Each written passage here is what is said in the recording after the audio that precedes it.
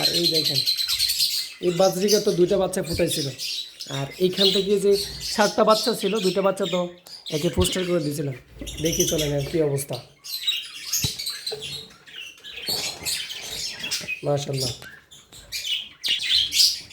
4টা বাচ্চা দেখতে পাচ্ছি একদম ঠিকঠাক, নেস্টিংও ঠিক আছে।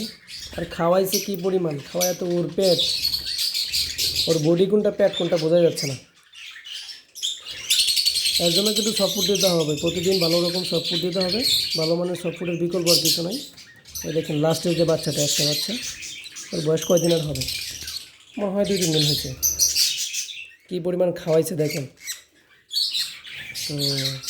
আর নেস্টিংয়ের বেলায় নেস্টিং কিন্তু একদম ক্লিন এবং শুকনা এরকম নেস্টিং দিতে হবে, ভিজা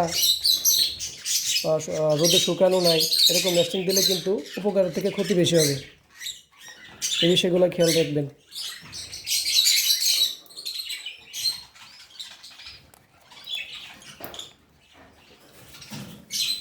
দিয়ে দিলাম একটু নেস্টিং, শুকনা নেস্টিং।